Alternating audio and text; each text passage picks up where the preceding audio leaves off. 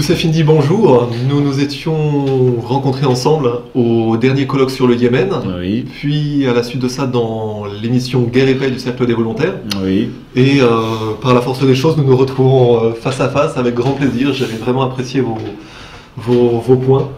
Merci. Jean-Maxime Corneille, tout aussi heureux de vous retrouver.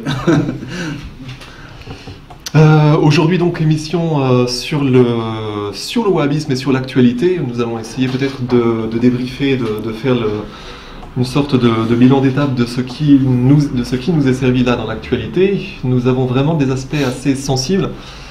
D'une part l'actualité en France et d'autre part l'actualité en Syrie, avec donc en France vraiment les attentats, il y a vraiment des points intéressants. Certainement dans le fait que les gens commencent à se poser les bonnes questions, précisément sur la question de l'origine du mal wahhabite et la question de savoir jusqu'à quel point cela peut y aller. Quel a été votre sentiment là-dessus, quant à l'évolution de la situation en France ? Alors, si on doit évoquer le wahhabisme, la première idée qui me vient à l'esprit, c'est le parallèle entre le wahhabisme à sa naissance et le wahhabisme à son arrivée. Je m'explique, Daesh est clairement le dernier avatar du wahhabisme. Et contrairement à ce que l'on peut imaginer, en réalité, les actes de Daesh, je dirais pas l'organisation en tant que telle, hein, mais sa sauvagerie, ses modes opératoires, on peut dire, ressemblent beaucoup plus aux actes commis par les Saouds et Mohammed ibn Abdul Wahhab au milieu du XVIIIe siècle qu'à l'Arabie saoudite moderne, qui s'est, entre guillemets, formalisé, un État terroriste formalisé.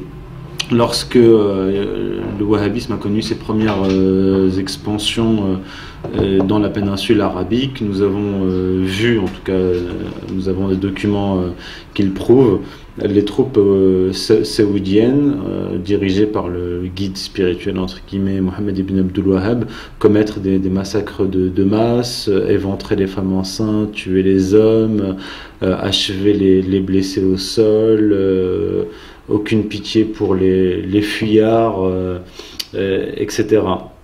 Aujourd'hui, on voit Daesh commettre exactement les mêmes atrocités à une toute autre échelle, mais le wahhabisme a opéré durant, en tout cas à ses débuts, des décennies et des décennies, jusqu'à l'instauration du royaume saoudite en 1932.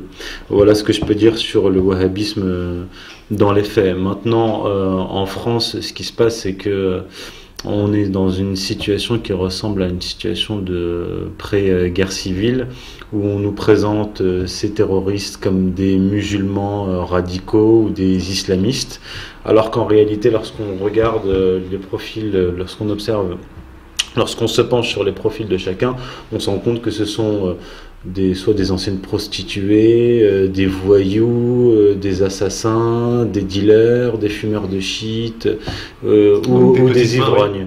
Ou des ivrognes. En réalité, on a affaire là à des athées, des athéistes en puissance qui sont passés d'un athéisme à un autre en réalité, c'est-à-dire le wahhabisme. Je dirais pas que c'est un athéisme, mais j'appellerais ça plutôt un antinomisme, une religion sans transcendance, ni transcendant, ni réelle divinité. C'est une religion matérialiste.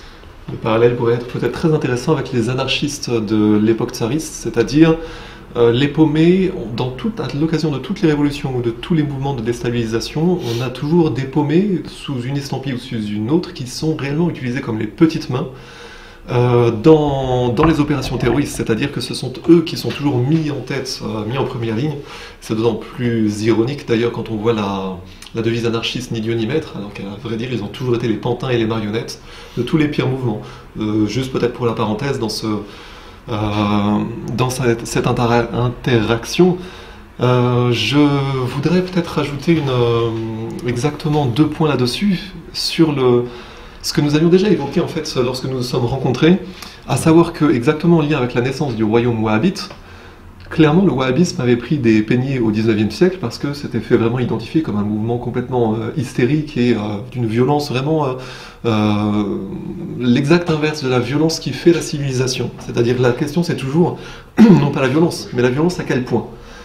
Ce qui était très intéressant, c'est que dans les années 30, exactement 1930, nous avions eu un agent français. À l'époque, nous avions donc l'Empire français qui était dont énormément de ressortissants étaient donc musulmans et qui allaient faire le pèlerinage de la Mecque. Oui. Nous avions eu un agent qui s'appelait Xavier de Hautecloque. D'ailleurs, j'ai amené le livre, au moins pour la curiosité, parce que c'est une pièce historique juste pour l'arrière-plan. Il n'y a pas énormément d'éléments dedans. Néanmoins, il disait des choses fondamentales, à savoir, d'une part, d'où venait le wahhabisme, et d'autre part, dans quelle direction il allait. C'est-à-dire que il rappelait exactement le point que vous avez énoncé, c'est que le wahhabisme n'aurait eu aucun succès sans les armes, sans les moyens de transmission et sans la logistique du renseignement anglais. Ce qui nous amène, petite parenthèse, au livre de Jean-Michel Vernochet. Exactement, sur lequel on va arriver, parce qu'à la base, ce livre est réellement capital, en plus opérationnel, vraiment petit format, pour comprendre exactement le sujet clé aujourd'hui, c'est-à-dire sans 500 pages de doctrine, juste l'aspect opérationnel des choses. D'où cela vient et vers où ça va. Quand on a réellement autant de liens avec des pays comme le Qatar et l'Arabie Saoudite, qui sont des pays dont la religion officielle est le wahhabisme, on doit se poser les mêmes questions que se posait donc cet agent français dans les années 30. À qui cela va bénéficier?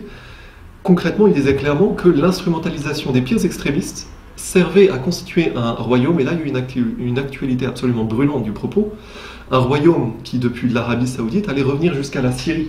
C'était ce que disait, on se souvient de Lawrence d'Arabie, oui. Mais on parle jamais de Saint John Philby qui était derrière, et qui lui était bien plus l'orchestrateur de ça. L'actualité géniale, c'est que, dans le sens où le parallèle génial avec l'histoire, c'est que la Syrie était directement menacée. Syrie qui à l'époque était un mandat français qui s'est fait attaquer après la Première Guerre mondiale. L'actualité de ce qu'il se passe aujourd'hui en Syrie, en lien avec cette naissance d'un Daesh en tant que peut-être future Arabie Saoudite, en comprenant l'inverse, c'est-à-dire que l'Arabie Saoudite soit le Daesh qui aurait réussi, c'est tout à fait juste, mais actualisation donc assez fabuleuse.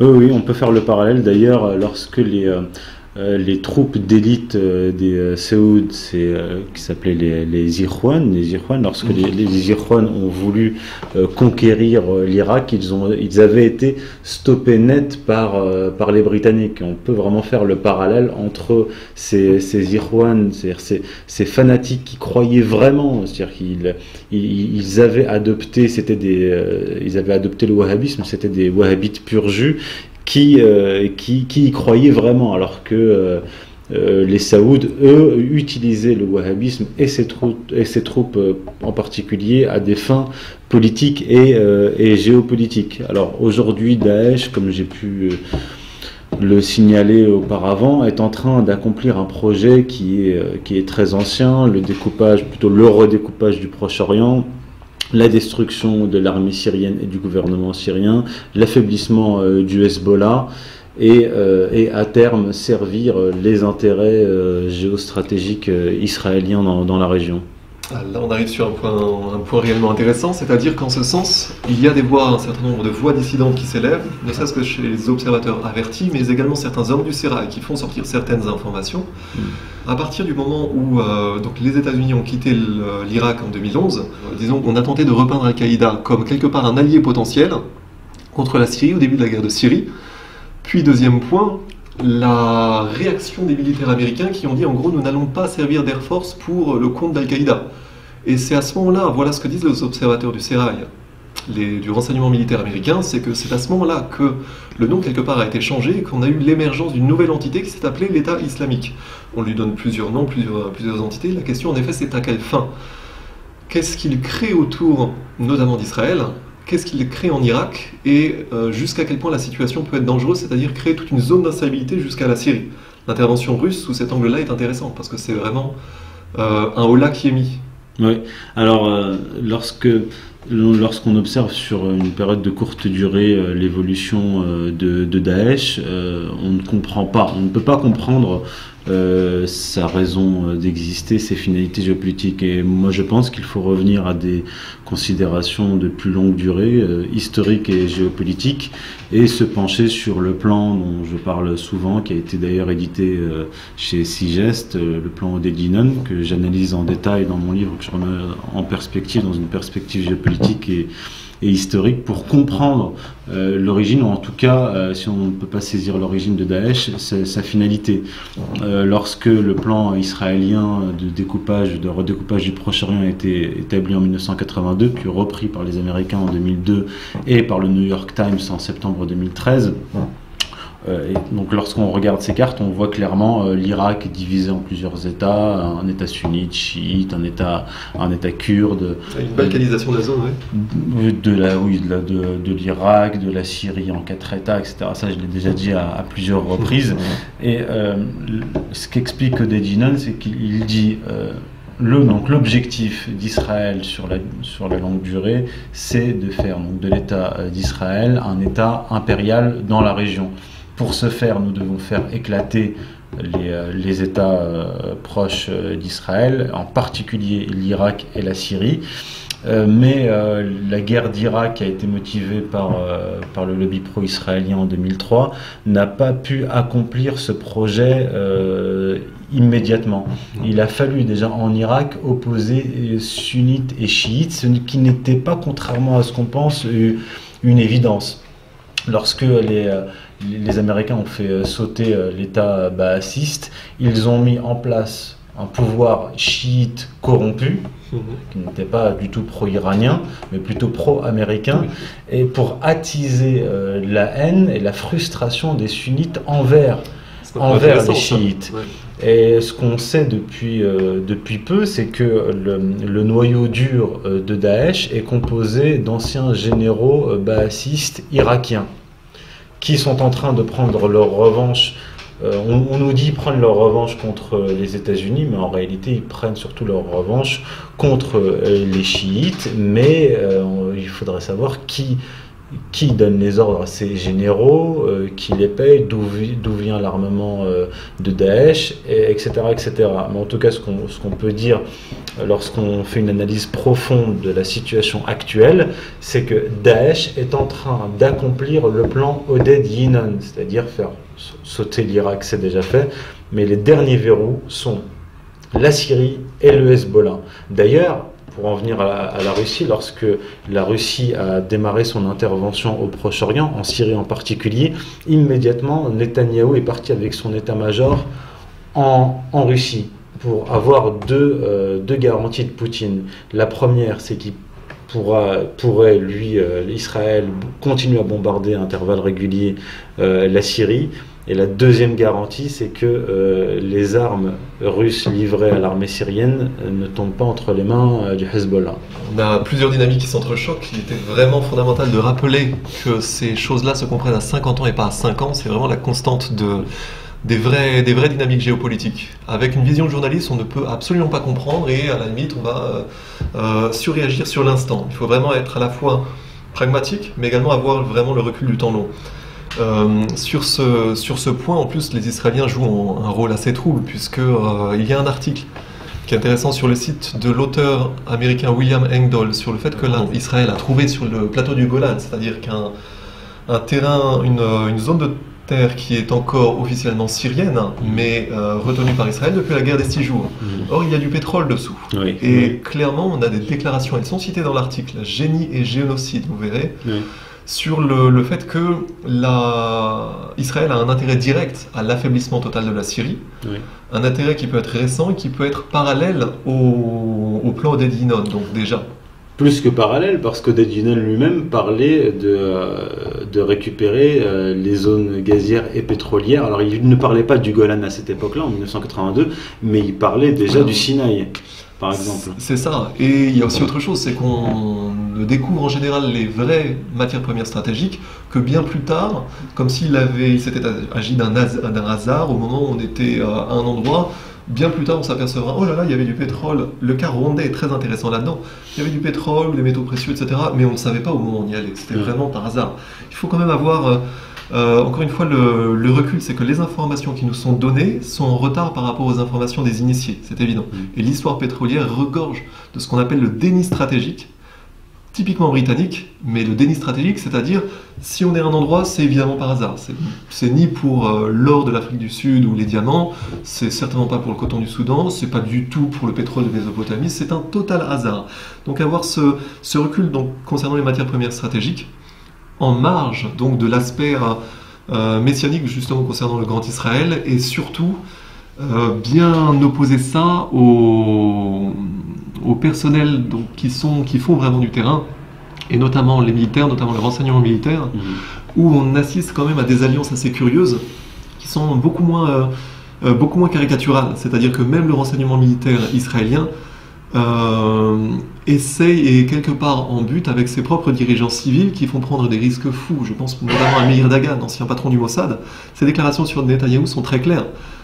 Il fait prendre des risques fous à Israël, et des gens comme ça à la tête de l'État, que ce soit en Israël, que ce soit chez Daesh, que ce soit chez n'importe qui, font prendre des risques fous à la région, mais quelque part par extension au monde. Ce qui nous amènerait peut-être là à notre incident proche potentiellement un incident de nature à créer la Troisième Guerre mondiale. Mais quand on a un Sukhoi 24 qui se fait descendre par les Turcs, voir que ce soit, disons que l'hypothèse principale que ce soit un État contre un État, j'estime qu'il y a d'autres hypothèses, c'est-à-dire que des forces paramilitaires ont très bien pu faire ça de façon à compromettre à la fois la Turquie et la Russie. Ça, c'est une opération qui est complètement négligée, enfin c'est une possibilité qui est complètement négligée, qui serait négligée avec un strict point de vue journalistique, mais que nous devons envisager. Parce que réellement, ce que disent les hommes du Sérail, notamment le renseignement militaire américain, c'est que par la Turquie transitaient des armes données par, quelque part, une armée fantôme en marge de l'armée américaine, qui est en fait l'évolution de ce que l'on appelait après Blackwater, c'est-à-dire les contractors, qui faisaient transiter des armes libyennes vers la Syrie via la Turquie, mais de façon, je veux dire, dans le dos, avec la complicité de certains services turcs, mais globalement dans le dos de l'armée américaine. Il n'est pas du tout possible qu'un incident de ce type ait été créé justement pour compromettre à la fois la Russie et la Turquie. Et en effet, quelque part, ça pourrait être une mèche pour quelque chose de plus grave. Alors l'autre interprétation qu'on peut avoir, qui n'entre pas en contradiction avec la vôtre, c'est que la Turquie fait, comme j'ai pu le dire, le boulot, le travail pour le compte des États-Unis, de Daesh, mais de manière plus cachée, plus occulte, d'Israël, parce que l'intervention russe, comme vous l'avez déjà dit, pose un énorme problème sur le plan géostratégique au Proche-Orient. Si la Russie annihile Daesh, ça change le scénario, oui. Ça modifie le scénario, et il faudrait faire une actualisation, réactualiser la géostratégie proche-orientale. C'est-à-dire, si, comme ils le font actuellement, ils desserrent l'étau autour de l'armée syrienne, que l'armée syrienne commence à reprendre du terrain, que Daesh est acculé en Irak et finalement éliminé en Irak par la Russie. Le scénario tomberait, oui. Le scénario du Grand Israël tomberait, et il faudrait la situation serait paradoxalement plus grave, parce que les fauteurs de guerre, les Israéliens, les pro-israéliens aux États-Unis, feraient tout leur possible pour déclencher là, pour le coup, une troisième guerre mondiale. Vous pensez que les deux incidents, parce qu'on parle de l'incident du Sukhoi, mais juste avant, un autre avion russe, cette fois civil, s'est fait descendre dans le Sinaï. Oui. Envisagez-vous donc la possibilité que ça soit... Vous savez, il faut bien avoir... l'objet de ces entretiens, c'est de redonner quelque part une culture du renseignement, et surtout l'inverse de la réaction hystérique des journalistes. C'est-à-dire qu'un attentat est toujours un message à faire passer. Ça, c'est un point vraiment important. Et le message est compris par ceux à qui il est destiné, et pas forcément par les journalistes du Monde qui vont vous expliquer que c'est affreux, ou que les avions russes, c'est des anciens Tupolev, etc. Ce genre d'explication, vraiment, c'est... Quelle est la vraie signification, en effet, vous pensez possible ce genre de représailles indirectes, ou un message à faire passer justement au moment où les Russes venaient de s'immiscer exactement dans le scénario, et d'une façon réellement qui a surpris l'OTAN? Alors l'avion commercial russe qui a été abattu et l'avion de chasse russe qui a été abattu peuvent être donc ces deux actes qui peuvent être qualifiés d'actes de guerre. Ces deux actes de guerre peuvent être interprétés comme des mesures de rétorsion contre la Russie. Le message donné à la Russie, comme le feu qu'on avait allumé en Ukraine à la porte de la Russie.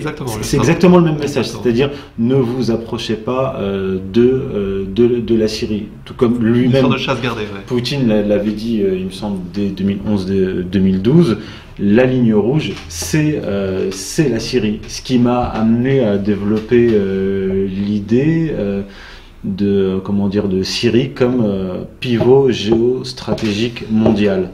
C'est là que tout se joue, c'est là que les puissances régionales et les puissances militaires régionales et mondiales s'opposent. Et le dénouement, la finalité de cette opposition en Syrie dessinera la géopolitique future et bouleversera certainement l'avenir. C'est une double lecture à la fois stratégique et en plus qui rejoint des aspects complètement messianiques que connaissent quelque part les anciens chrétiens agnostiques, mais que connaît beaucoup plus l'islam, alors que les chrétiens catholiques les ont en partie oubliés. La Syrie est à la fois stratégique. Vous voyez encore une fois les articles de William Engdahl là-dessus sur l'aspect pétrolier. Le renseignement militaire américain, et notamment quelqu'un dont je traduis les textes, et plus tard nous mettrons cela en ligne, Steve Petchenik disait très clairement il y a 3 ans, de toute façon la Syrie ne sera pas lâchée. Or, si vous voyez sur la carte ce qu'il restait de la Syrie loyaliste, donc loyale à Bachar al-Assad, c'était vraiment une bande côtière, il n'y avait réellement plus grand-chose. Il est très clair que la Russie a laissé vraiment les choses, non pas pourrir, mais voir jusqu'à où elle pouvait aller, et qu'en face, les différents agrégats de terroristes, de Daesh, de Al-Nusra, les terroristes modérés, etc., bénéficiaient d'effectifs illimités en provenance du sud-est, mais également du nord, par la Turquie. Les uns et les autres transitant par les deux zones, et ayant été formés, ça a été dit très clairement, notamment par Steve Petchenik, formés par des boîtes, par des entreprises privées type contracteurs américains, pour justement avoir des effectifs illimités contre Bachar al-Assad. La Russie a laissé faire ça. Il y a eu déjà des soutiens, ça s'était déjà passé au début des années 80, peu de gens le savent, mais la Russie a laissé faire ça jusqu'à un certain point. Par contre, la façon dont elle intervient là, et surtout en lien avec l'Iran, mais également, il semblerait, la Chine, et évidemment le Hezbollah, c'est vraiment quelque chose de synchronisé, et c'est vraiment une alliance qui prend forme. En ce sens, quand on parle d'une communauté internationale, dans nos médias à nous, c'est l'Angleterre, les États-Unis, Israël, la France et l'Allemagne en tant que caniche, mais réellement, nous jouons là-bas un jeu qui est l'exact inverse de notre histoire, et surtout, nous devrions bien plus être des hommes de paix et comprendre la différence entre le vrai islam et le wahhabisme. Et c'est pour ça que j'avais été séduit justement par vos analyses qui sont vraiment capitales, et également le livre de M. Vernochet qui était vraiment... C'est le sujet des sujets en ce moment. Le wahhabisme d'aujourd'hui, c'est le bolchevisme d'hier, c'est-à-dire un risque pour la civilisation. Ce que disaient tous les initiés de l'époque, ce qu'aujourd'hui disent également les initiés du moment. Alors peut-être pour conclure, on peut dire que le wahhabisme est l'outil principal, fondamental de cette très large stratégie du choc des civilisations qui consiste à opposer le monde chrétien, ou plutôt le monde post-chrétien, au monde musulman, mais pas seulement au monde musulman, le monde russe orthodoxe et chinois. Et je tiens à dire que cette stratégie est une stratégie religieuse, messianique, qui a été élaborée dès le Moyen-Âge. On retrouve des textes... c'est ça dans votre livre, Occident Islam, c'est justement le... Il y a un texte qu'on trouve au Moyen-Âge, un texte important que j'analyse, qui parle très clairement du terrorisme en disant que les fils d'Ismaël, c'est-à-dire les musulmans, provoqueraient des troubles dans le monde et qu'en réponse à ces troubles-là, les fils d'Édom, c'est-à-dire les Européens, attaqueraient Ismaël, qu'ils chasseraient de Palestine. Nous y sommes. Ce sera certainement le mot de la fin justement pour de la nourriture pour l'esprit, comme diraient nos amis britanniques. Je vous remercie beaucoup pour cet entretien. Je vous remercie. Regardez.